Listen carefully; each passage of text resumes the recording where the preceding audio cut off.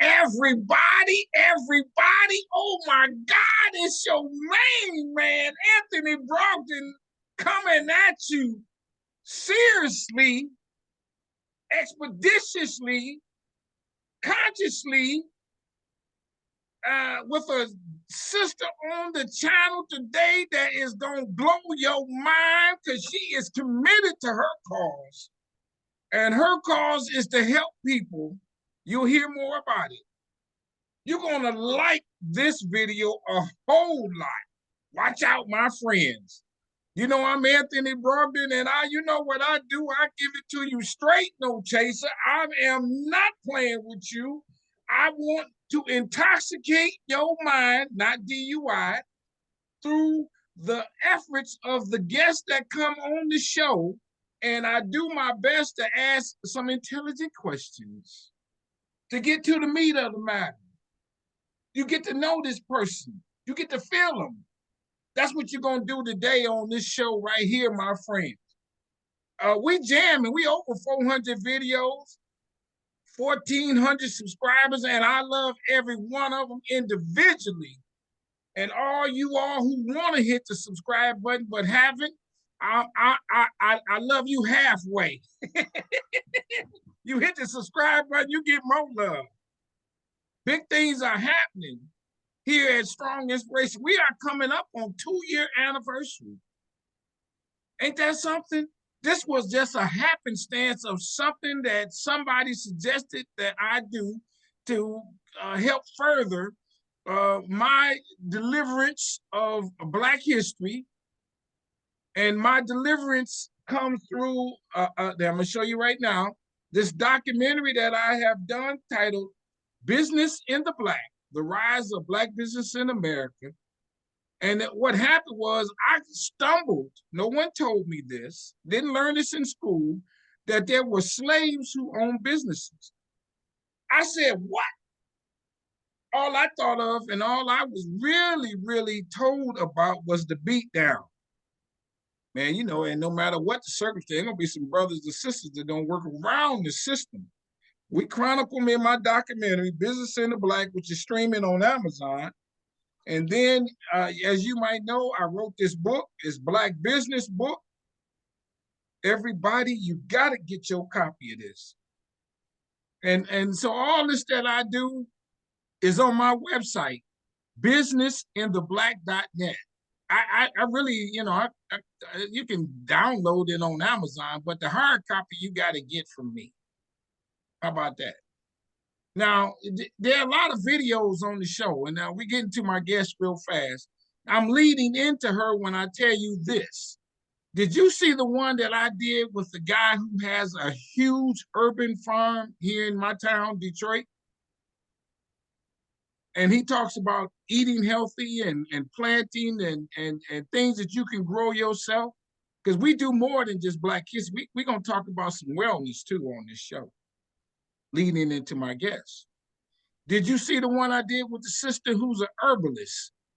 And she talks about different herbs and all the properties that some of them have that are effective. She used it on a personal note. She shared it with us, and it worked. Watch that video. Did you see the one I did with the guy who talks about healthy eating and the foods that slaves ate that they brought with them from Africa? Because you working out in that field in that hot sun, there were some things that we did on our own right, things that we ate to help us survive that. Watch that video. And just a couple more. Did you see the one I did with the guy who owns America's oldest Black-owned business? Started in 1881 and is going today very profitable, located across the country? Watch that video. I'm not going to play with you. We're going to keep giving it to you. And this sister, she's going to jam on you today. You're going to be tripping when you hear this story. You're going to trip out. So hit the subscribe button. Like I said earlier, it's free. How about that? Don't cost you nothing. Hit the like button on this video. Hit the notifications bell for when the videos come up. You get a ding, a shock, your skin twitches or something to let you know that there's new content on Strong Inspirations. And tell somebody about us. Share the link. Don't keep it to yourself, my friends. Now, you hear me use this term strong a lot. Strong is my favorite word. Love the word strong. It's strong. I try to be a strong guy, and I'm working in that area. Even do a little calisthenics every now and then. And strong stands for strength, tenacity, resilience, and a sense of oneness, nobility, and grace. And that is my introduction to my guest today. She's a strong soul sister. Come on and introduce yourself. Let's get it on. Thank you so much for having me. Thank you, thank you, tink you. I'm Jillian Highshaw. Yes, I'm Jillian Highshaw, attorney and also founder of Highshaw Law, LLC, Highshaw Consulting, and of course, the nonprofit Family Agriculture Resource Management Services. Let's talk about you just a little bit personally. Where you from? Where were you born, raised, that kind of thing? Sure, born and raised in Kansas City, Missouri, and now located in the Carolinas. Okay, I know a little bit about that Kansas City, Missouri. Were you near the Quindaro area? No, that's Kansas City, Kansas. I'm That's the Missouri. Kansas. Okay, so you in the Missouri. Were you in? Did you grow up in a predominantly black part of town, black community, neighborhood? Yep, Section 8, off Prospect. Yep. That's what it's called. Yeah, Prospect, the inner city is where I was Okay. born and raised. Did you went to all black high school, grade school, that kind of thing? Yep, yep. Do you know how your parents and grandparents and how your family got there? What was the Yeah, so attraction? yes, my grandfather was raised on a farm in Muskogee, Oklahoma, but I think around 12 or 13 he relocated to Kansas City, and that's kind of how he got there. And then my grandmother was originally from Iowa, and then she migrated to Kansas City as well. Okay, can you go back further than that? Do you know where the plantation is in your family? So originally, both sides are from Alabama and Mississippi. Hmm. Have you done some genealogy on the family to, a little bit of knowing how they got to Oklahoma, how they got to Iowa? Is there interesting stories there? Yes, that's all documented in my book, Systematic Land Theft. Yeah. And it's taken me about 14 years to write the book and finish it last year. And I just go back to a lot of the lineage and history, particularly dealing with my grandfather and the farm. And my great grandmother were owned by the Cree Nation as a Indians. slave. Yes. Sometimes we don't think that they had slaves, but that is not the case. Understandably, given what you just telling us. Right. Unfortunately, that is not the case. That is not the case. Most people think that Europeans or white people owned enslaved Africans, but it was really also tribal nations. Uh, if you do you know anything? Were they brutal, or did they use for farming, or what was that scenario? Do you know anything about how they used their slaves? Yeah, that's all documented in chapter 4 of the book, but they use them it's basically similar to the way the Confederate States and plantations used enslaved Africans. So it was mainly for agricultural purposes, cultivating the land, things like that. They did have different black codes even after the emancipation. They fought in the Confederate War. As Let me stop. Who did? The Indians? Yes, yes, The Indians fought for the Confederates. yes. I didn't know that. Yep, yep. They fought in the Confederacy, particularly the 5 civilized tribes that were forced to be removed under the Removal Act of 1830. And that, encompasses the Trail of Tears. But people don't realize that during that Trail of Tears, enslaved Africans that they owned in Mississippi and the Carolinas and Georgia, they were all dragged along, that trail to Oklahoma, formerly Indian territory. And that's where, they were forced to settle.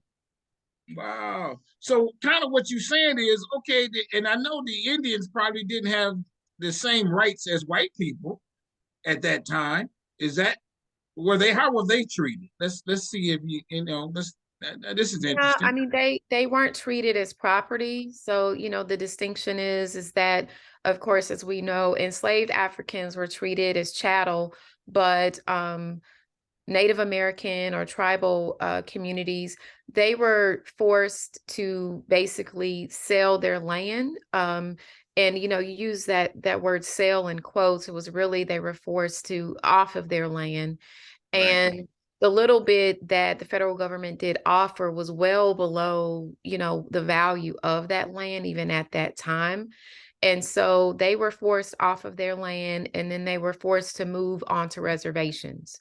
And so that's sort of how it encompasses the reservation model and everything, out of sight, out of mind. And so they were all forced on the reservation land, but then they were also, there was numerous wars to kill off the tribal nations and members of the tribal nations, and then also hunger tactics were implemented as well.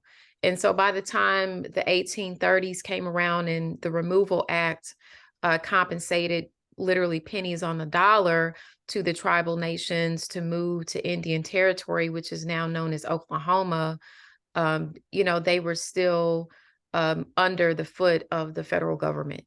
Yeah. What would you say is the dynamic between what we see on TV with the Indians and the Cowboys? If I may ask, I mean, it looks like the Cowboys found a way, or the Indians found a way to circle a camp of cowboys and ladies and try to shoot at them, and we always won or what have you. Do you know anything about that dynamic in terms of the battles, how they got them off the land, how they killed them, so on and so forth?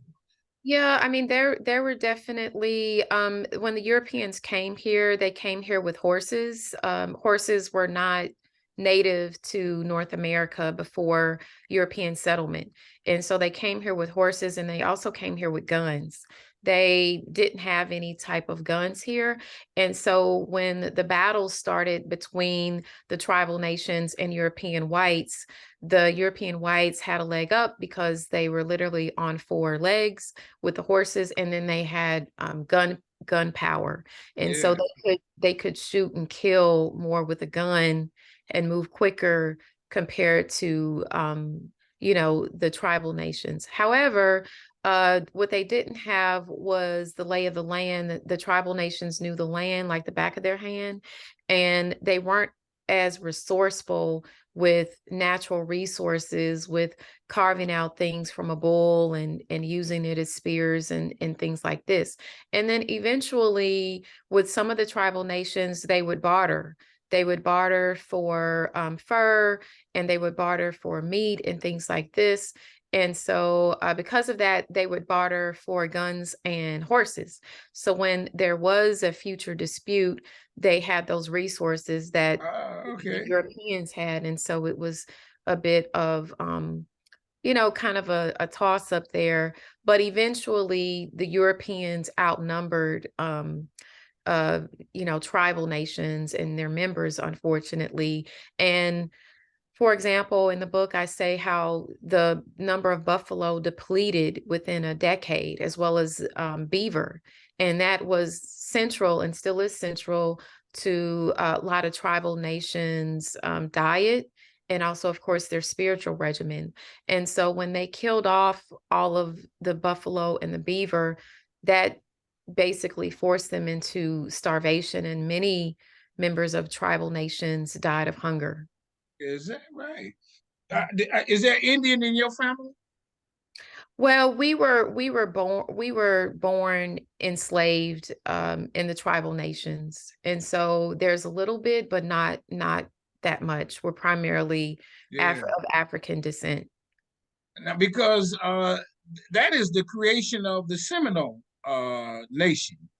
Is am I correct in that? As a byproduct of Indians and black people coming together to some degree, or do you know that one? Yeah, so in the past, in the mid to late 1800s, there were what's called, Black Seminoles, and particularly in Florida, because for over 30 years, Florida was a free state when it was owned, outside of the United States, but it was owned by Spain and then I believe Mexico. And so Florida was a free state, and so a lot of runaway slaves, particularly in Georgia, would escape to Florida. And so they built a camaraderie with the Seminole Nation. But again, during the 1830s, they were removed off of their land in Florida. And once they took the trek on the Trail of Tears to Oklahoma, that's when the Seminoles started adopting the racist tactics of the other four tribes. And so Oh, once the really? once the Black Seminoles relocated to Oklahoma, they were treated more as enslaved and not as equals. And so the five civilized tribes consist of the Cherokee, the Choctaw, the Chickasaw, the Seminole, as you mentioned, and of course the Cree Nation, which owned my ancestors. Well, a couple more questions on this. When we talk about the Trail of Tears, was that could could you have looked at it? Many people at one time walking and traveling to Oklahoma? Was it over a number of years? That kind of thing. How might that have happened?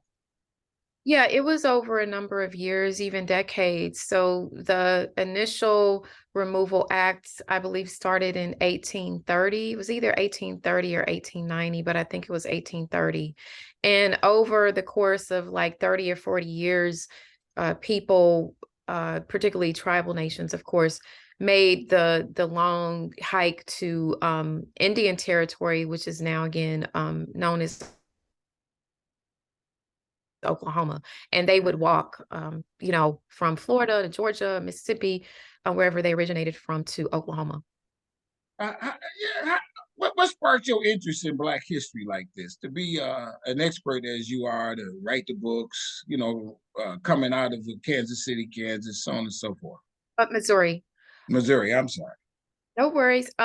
Yes, so my grandfather and how we lost the land sparked my interest, particularly in agriculture. And unfortunately, my great grandmother, she hired a lawyer in Oklahoma to pay the property taxes on the land when she also relocated to Kansas City. And the land was sold in a tax lien sale without notice being given to my great grandmother or my grandfather and my uncles, because the lawyer stole the money, and the land was sold. So that definitely sparked my interest. Also, Let me stop you. How did you know that? They told you that? How did you hear that I story? just, yeah, I just learned about it. My grandfather didn't like to talk about the loss of the land, but as I got older, I learned more of the details about how it was, lost or stolen. And also, he loved growing. He loved growing when I was a kid in the 80s and 90s. He loved growing in the backyard garden. And so I would help him, when he taught me how to grow tomatoes and onions and okra and all that. And so that also sparked my interest in science. So that's why I finished up my biology degree at Tuskegee. And then I went on to Arkansas and Fayetteville and finished up law school and got my legal master's in agricultural law to use both the science and the law together. Okay. So tell us about it. What is it that you do in your Yeah, organization? Yeah. sure. So, Family Agriculture Resource Management Services, abbreviated FARMS, started in the fall of 2013. So we've been in operation for a little over 9 years now, and we have three programs. One of the programs, of course, is our legal services. And over the course of 9 years, we've saved about 5 to 7 million in Black farm land assets. This year alone in 2022, we've saved about 1 million in South Carolina and Mississippi. And that entails estate planning, also uh, stopping the legal foreclosure of farms, stopping tax lien sales and things of that nature. Now, the second program, Yeah, oh, go ahead. No, you go ahead. The second program is our food bank program, where I raise money, write grants, and then I pay the farmers for their produce that would usually be composted, and then it's all donated in partnership with our food bank and church pantry partners. In that program, we've purchased and donated a little over 2.1 million over the past 9 years. And that program operates also internationally. So currently we have programs in Sierra Leone, and in the past we've had programs in Trinidad, Barbados, India, and of course our first program was in Haiti. Okay. And then Now, go ahead. our last program is our Farmers Emergency Fund, and that acts as a dual purpose. In 2014, we started giving book scholarships to a child or a grandchild majoring in agricultural science at Tuskegee University. But then in January of 2019, we also converted it over into a Farmers Emergency Fund, and over that 4 to 5 year time frame, we've given out about over $500,000 to over 300 farmers, in Jamaica, India, of course, Sierra Leone, and other nations, for just a gamut of reasons. So we've covered funeral services for Black farmers that have died of COVID. We've paid for medical bills. We've bought, new dentures, of course, seed, tractor repair. We've paid for their farm loan payment. The list is kind of endless there. So. Oh, I love it. Yeah, this Yeah. is beautiful, man. Yeah, Okay, we pay everybody. We jamming here. I got the one on my show today. So let's go into this. Okay, you graduate from law school. How do you know what to do to start this business? You see, somebody said something to you. How did you get started? No, I just knew what I wanted to do, and I knew what I needed to do to get to where I wanted to go. And so I knew that I needed to be an attorney, because I wanted to basically provide services to particularly aging farmers that look like my great grandmother. So just try to prevent the loss of land and not have people go through what her and my grandfather went through. And plus, I had been volunteering and interning for different nonprofits since the late 90s. So I was very familiar with public service, and that's why I went to law school, was to focus on public service. Uh, I guess I'm going back here just a little bit.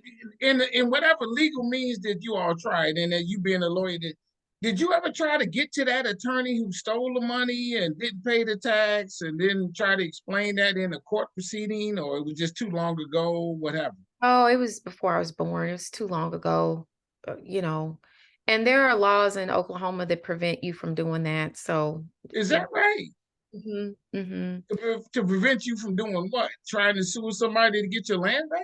Yes, yes, yes. And that's just to be discriminating against Black people in particular, you think? Well, yes, of course, but it wasn't just Black, but it was also tribal nations that lost land.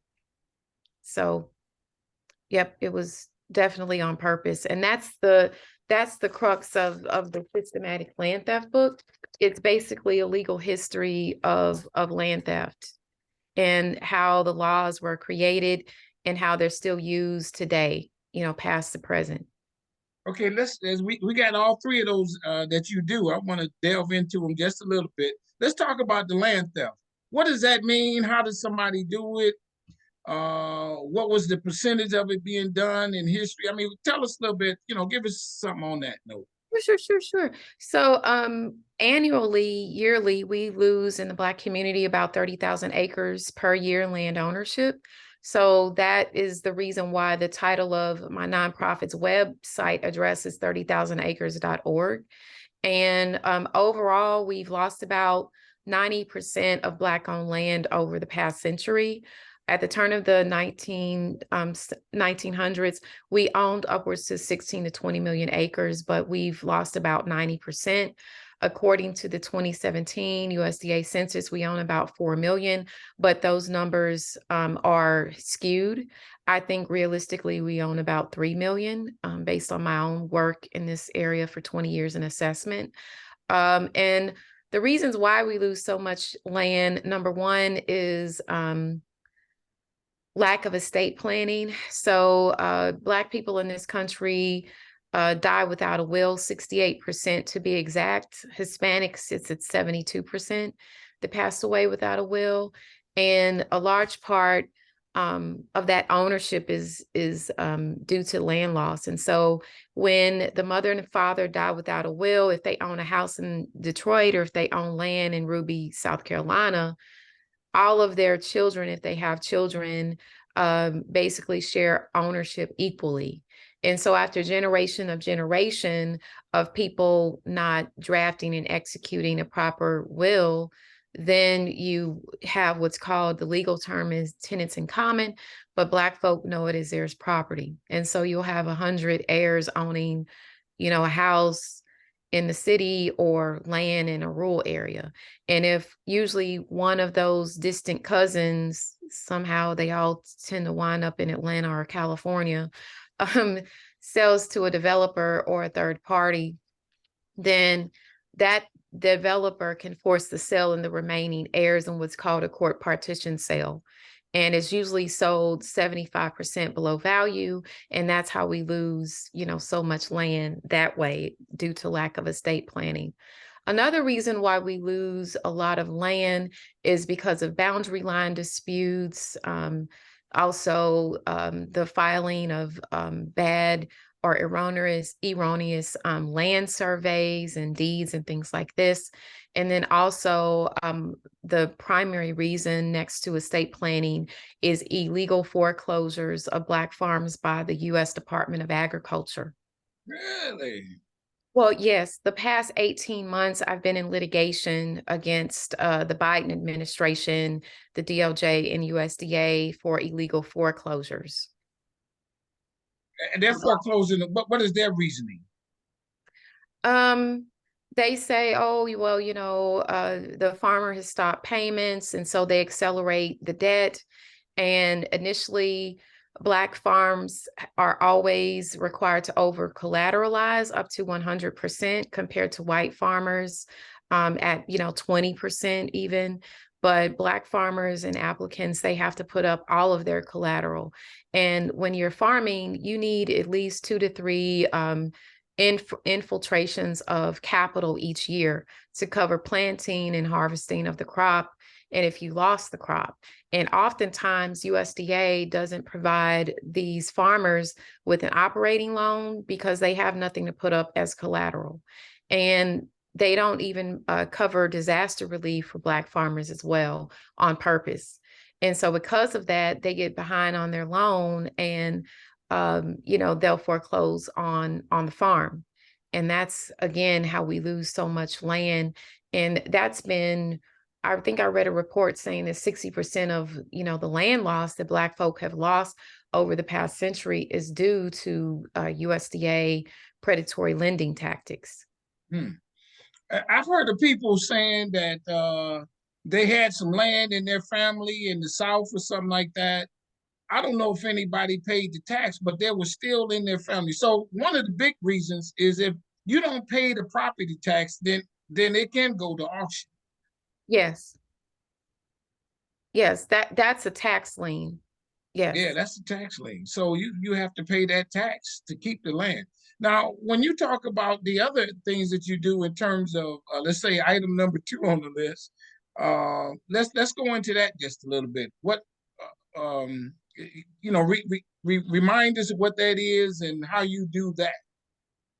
The second thing you mentioned. Oh, yeah. I mean, so again, we have 3 programs under farms. So it's the legal services, the food bank, and the Farmers Emergency Fund. Now, how do you do the food bank? How do you Yeah, so I buy the produce from the farmers, and then it's donated to program partners, and that'll either be a church pantry or a food bank. And so what you're buying is the fruits and vegetables. Only produce. We don't buy meat. Yeah, only okay. And Mhm. and so you've identified the farmers that you need to buy this to, so Yes. buy from, and so on and so forth. Are Yes. you always looking for more farmers to buy from? It depends on the budget. Right now, I don't have a lot of money, a lot of grant money, so no. Okay. I definitely need more funding, but when we do have funding, yes. Oh, okay. And then you said, I guess in that instance, you do it internationally too? Yes, we have programs. We've been working consistently in Sierra Leone, for example, for 3 years, over 3 years now. And we started working in Haiti. And then from Haiti, we've worked in Barbados. We've consistently been working in Trinidad the past 2.5, 3 years as well. And then we've also done projects in India. When you say working, you've bought fruit, food, Yes, produce from farmers in those parts of the world, yes, and then donate that within that same part of the that same correct. countryside or something like that. Yes. And we only work in rural areas. I don't believe in, what's called urban farming. It's non-existent. It's a non-existent term. There's no such thing as urban farming. I only believe in rural farming. Now, there is such a thing as gardening, and terminology is important. So there's gardening in the city, but true farming is in rural areas. And my grandfather, he knew the difference between the backyard garden that he was forced to grow food compared to the farm that he was raised on. And so I think that it's definitely kind of an insult, really, to call Hmm. people that are gardening farmers when most of my clients are 80, 90. They're the true farmers. They're the true farmers. And that's always and will forever be rural, not urban. Okay, yeah, I like it. Stand on. We're gonna stand on that one, everybody. And then the third thing that you do, let's delve in that just a little bit more. Well, it's a dual purpose program. And so it started out as a scholarship program, and we still give out book scholarships, but we also give out emergency funds to farmers that are in financial crisis. Are you a part of a consortium of farmers? Do you know a consortium of farmers that you try to target? Are you always looking for more farmers? I don't need to look. It's it's definitely plenty. So at this point we have a waiting list of farmers that are in need. And again, our resources are limited, so we can only give so much. So that's by invitation only that Yeah, we provide support there. yeah. That's a beautiful thing. What is give us a success story of a black-owned farm. I mean, so much of it sounded kind of gloomy doom. Just talk about a couple good ones, let's say. Now, I'm Yeah. not So saying the other ones aren't. Trust me, I'm not trying to go that. no, But no, let's, no, of yeah, course, of yeah, yeah, course. yeah. So one success story that we have within farms is that in 2015, we saved a farm and a home from foreclosure in South Carolina. And the home was paid off, but unfortunately, there was a reverse mortgage placed on the home by a family member that suddenly passed away. And the family gathered enough money to pay off the reverse mortgage, but the company refused to accept the money from the family Yeah, because yeah, they knew that the land was worth more than the house. And right. so we worked with a lawyer and stopped the foreclosure and saved the home and the land. And now it's thriving. The family is growing produce on the farm. There you go. Yes. Was that a hard fight? Because I mean, uh, I guess was that a hard fight to beat them in that regard, or was there some legal ease that you was able to employ that won that case? Yeah, I mean, I mean, the lawyer that I worked with, she was really great. And once you know your way around the law and you use case precedents, you can be rather convincing. So Yeah. is there some precedence that is there a secret that you could tell our viewers to say, okay, you got something going wrong? This is the secret. These are a few things that you need to look at that can help. I would definitely need to look at their case. Yeah, It's on an individual basis just to see. yeah. But, but definitely updating the deed is important. Oh, is that right? Yes, but I do offer paid consultations. Sure, sure, Yeah, sure, sure. offer paid consultations for families dealing with, whether it's deed disputes and things like this. In particular, I'm licensed in Wyoming and North Carolina.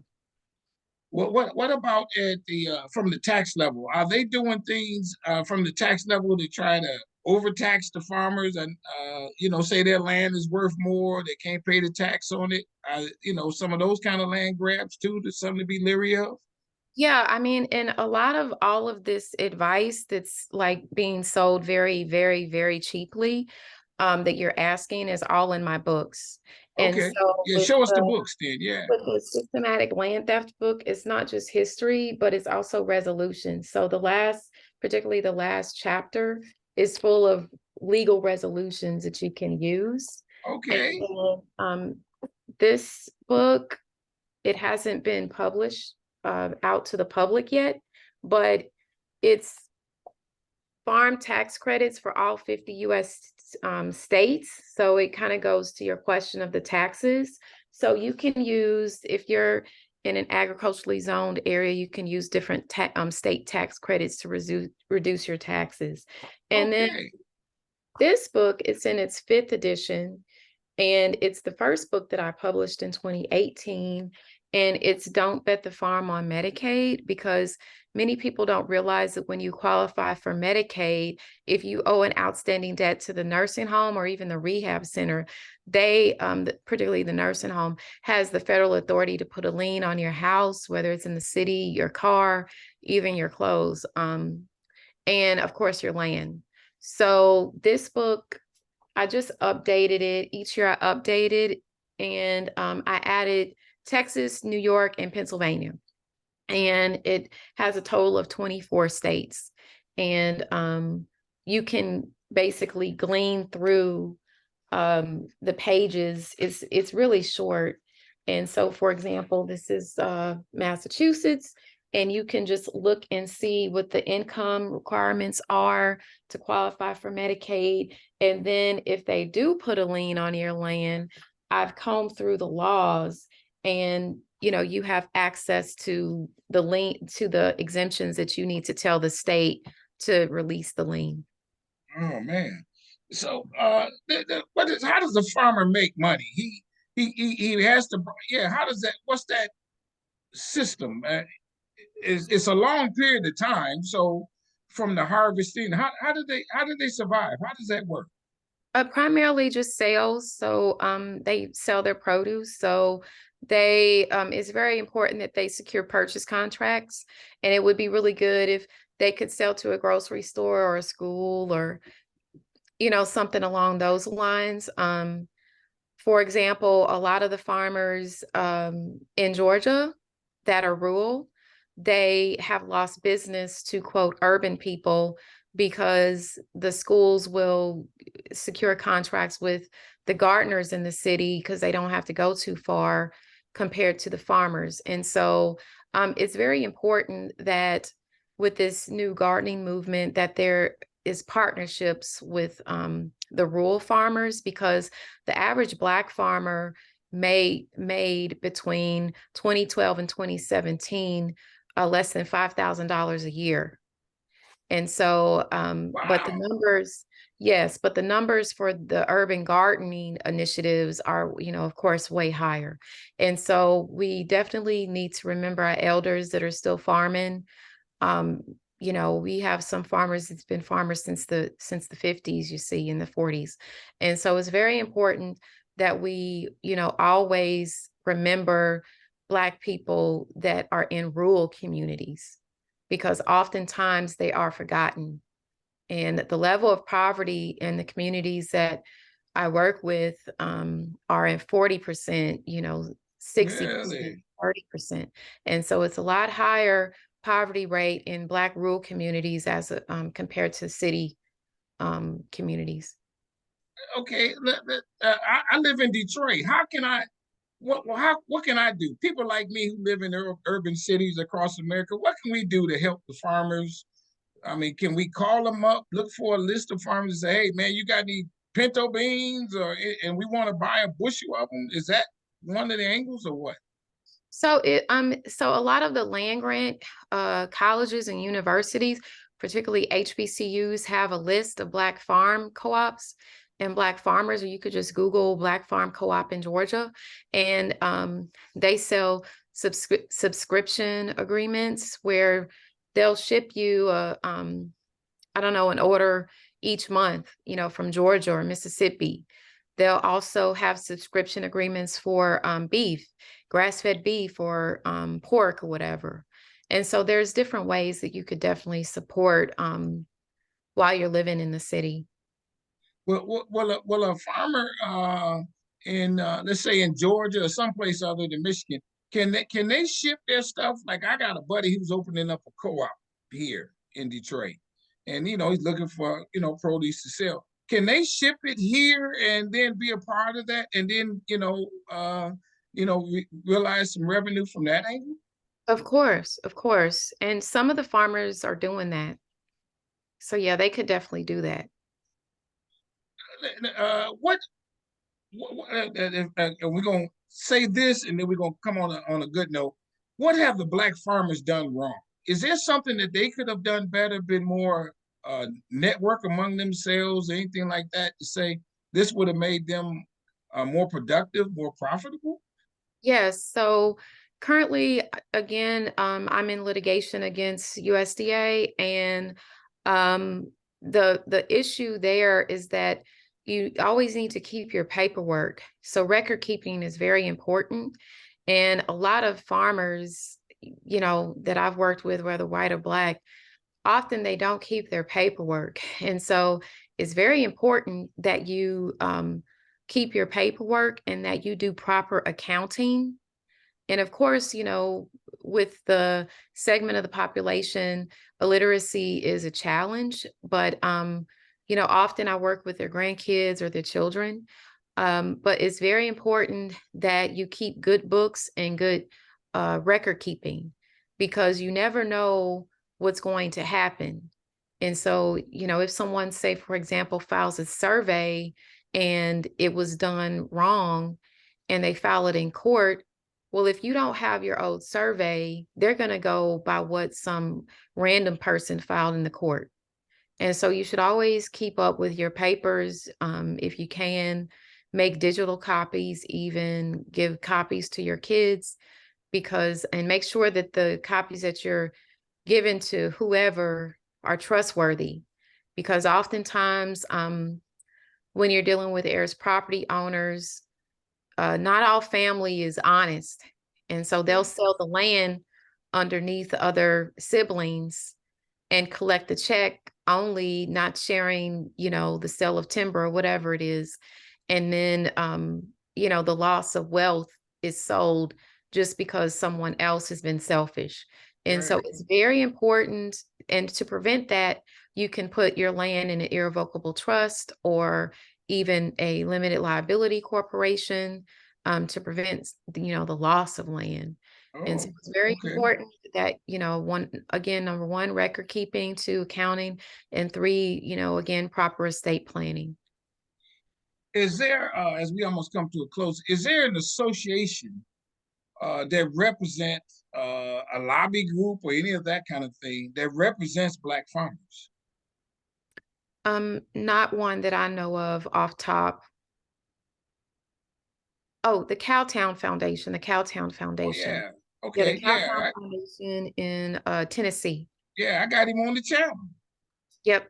Yeah, I got him on the channel. And Poorly. so that's what they try to do, is represent farmers in terms of legal means. Has there been anything that the government has done that really was advantageous to the Black farmers?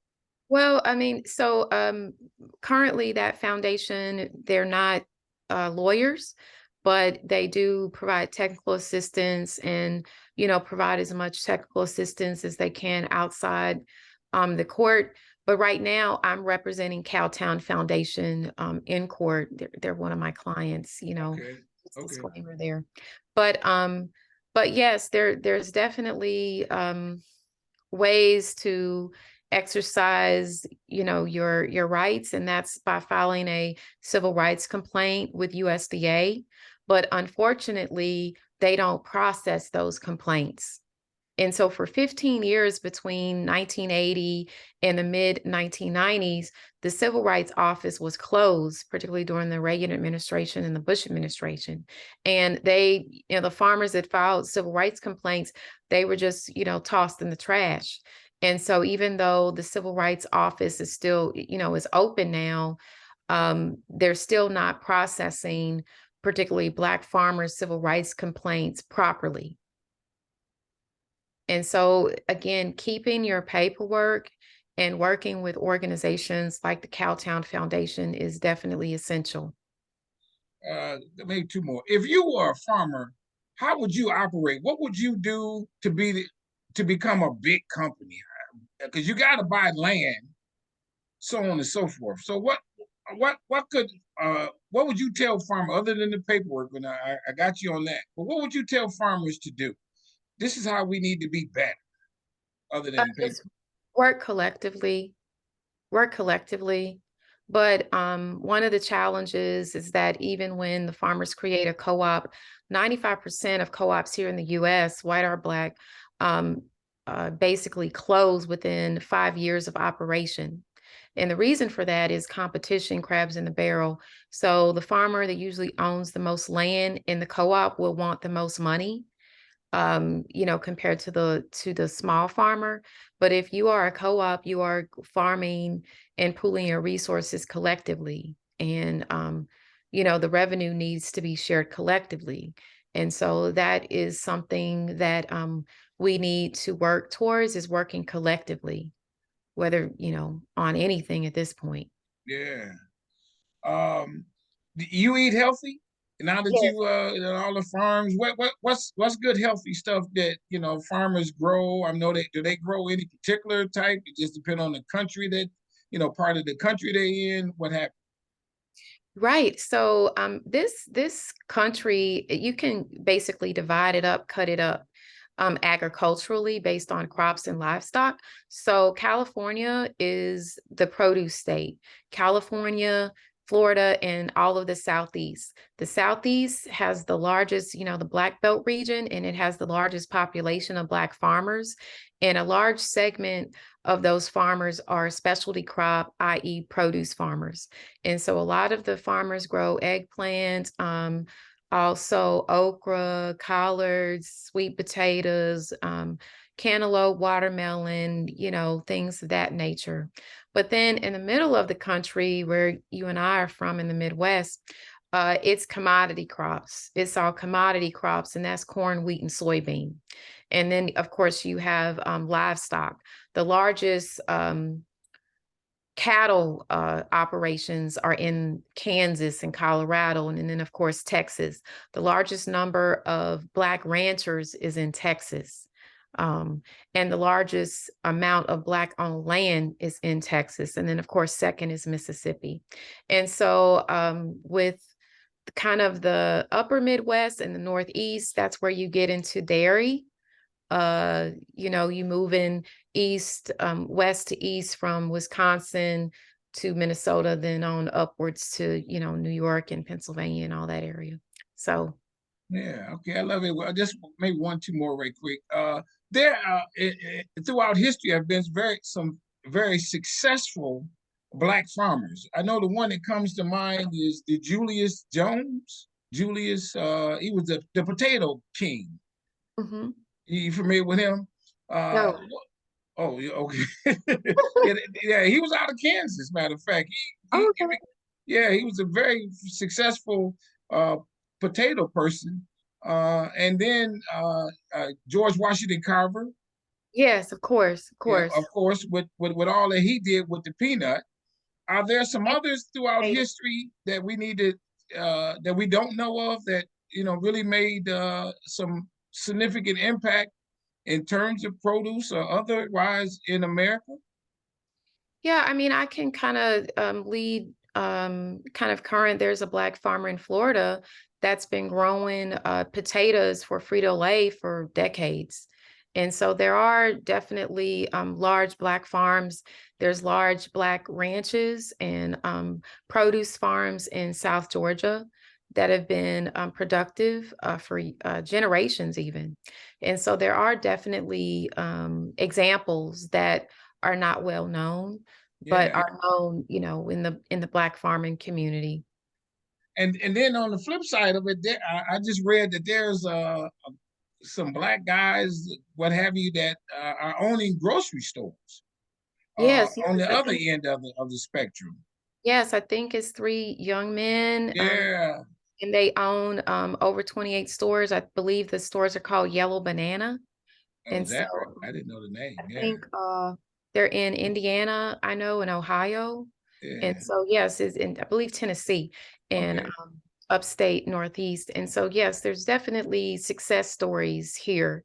And again, that's all outlined in my book as well. Yes. There Yes. are success stories. What's a good day for you? Um, When you win a court case, I know. yeah, when I get a good when I get a good order from the judge, uh, which is, yeah, just definitely when I get a good order from the judge, particularly about the cases that are pending the past year and a half. Have you got recognition? Because you are you the Lone Ranger doing this? Are there other Black lawyers that are kind of in your area? There are a few. There are a few. But Yeah, you I mean you on to something special. You figured this out and then made it your mission to do this. yes, I mean, not many lawyers do or practice agricultural law, and not many, very few know it like I do. And I think Okay. I'm the only one that know it like this because I've been studying it for, over 2 decades. And the lawyers that are in this area, they don't have a background in science. And they don't, they, of course, some have graduated from land grant universities, but I graduated from the best land grant university, There you Tuskegee. go. And There so, you go. learning from Carver, most folks know about the peanut, but he also did extensive research on the sweet potato and knowing the different soil types and talking to the farmers, because I've not only worked for my own self within a nonprofit, but I was previously working for the Environmental Protection Agency. I clerked there and, in DC. And then before I worked for USDA in the Office of Civil Rights under the Obama administration. And then I Oh, worked that's for the Missouri Department of Conservation doing, I created a program for inner city Black males at home in Kansas City. And I took them to Black farms and we worked the land in Kansas. And then I taught them ecology. And we rebuilt wetlands and city parks and built trails. And I taught them about soil.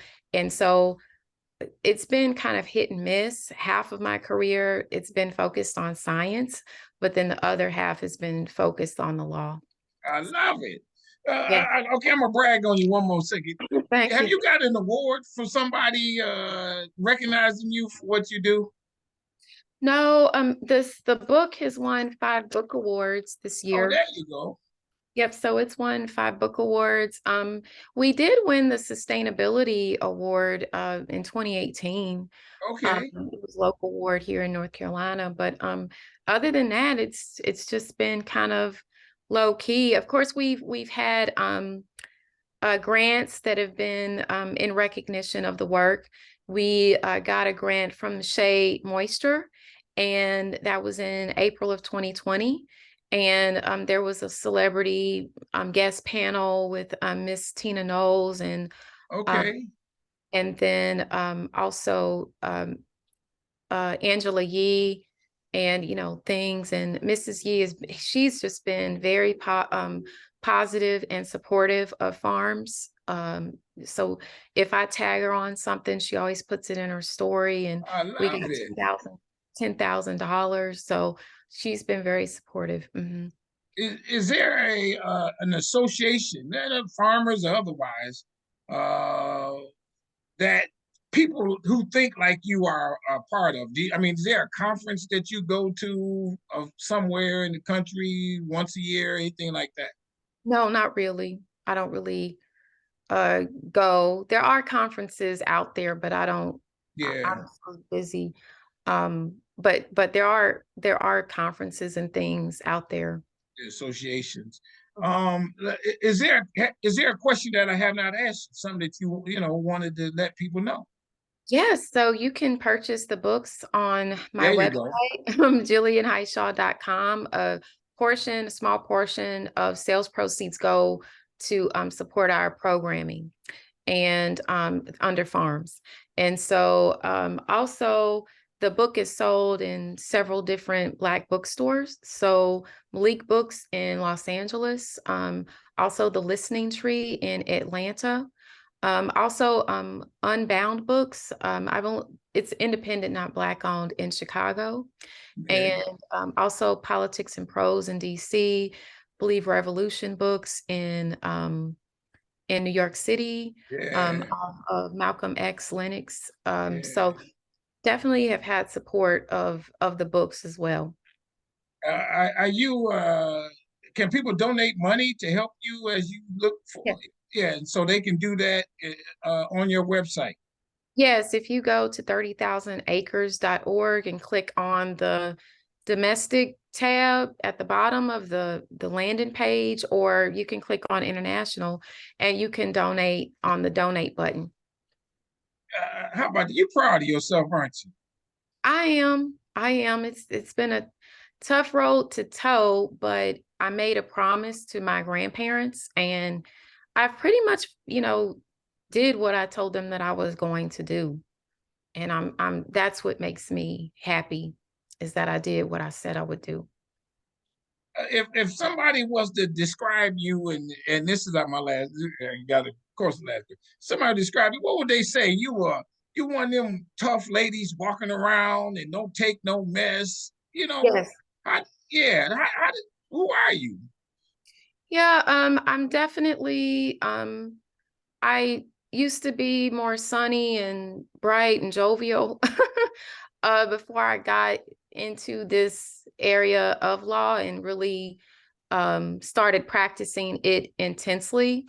But um, over the years, I've learned that, when you really are advocating for a segment of people, you can't be nice.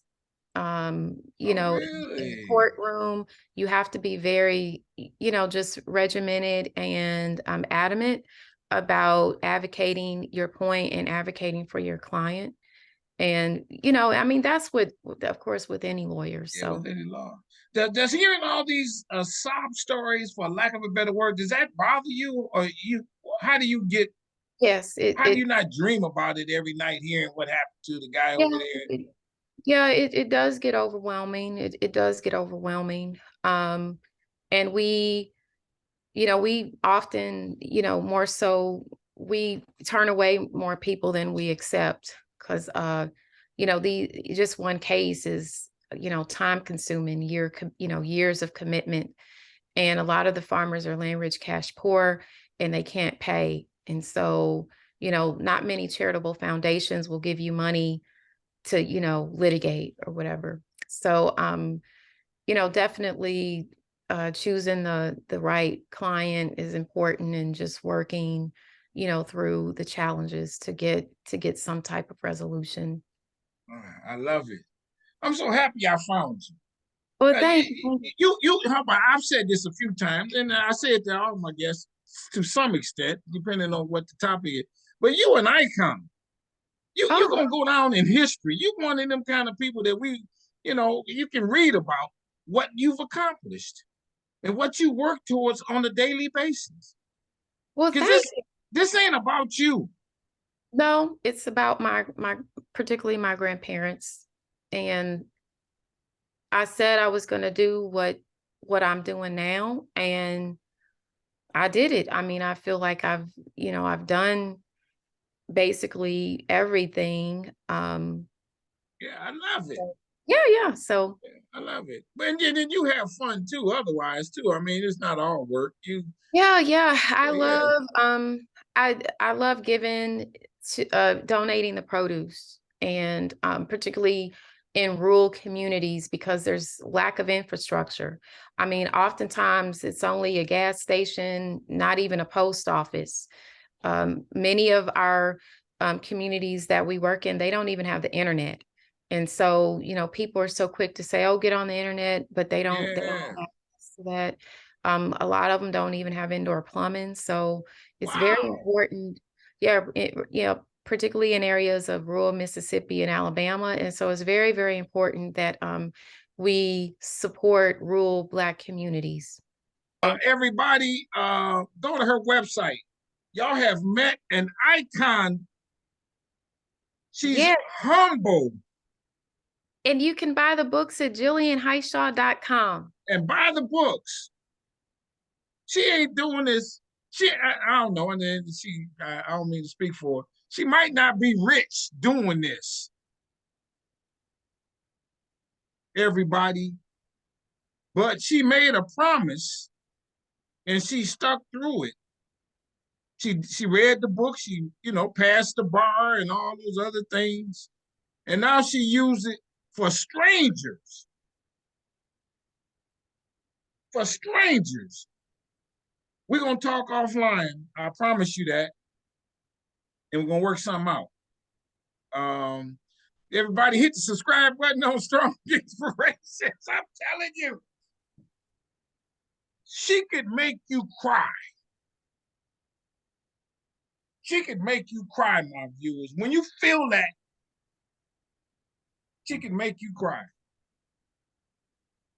Somebody passed her name along to me. I mean, I know a buddy of mine did, and here she is on the show. This is what we do. So hit the subscribe button, hit the like button on this video. I know you liked it. Hit the notifications bell. Tell somebody about Strong Inspirations and go to her website. Buy all her books. Read them. Help out those Black farmers. Ask how we can do that.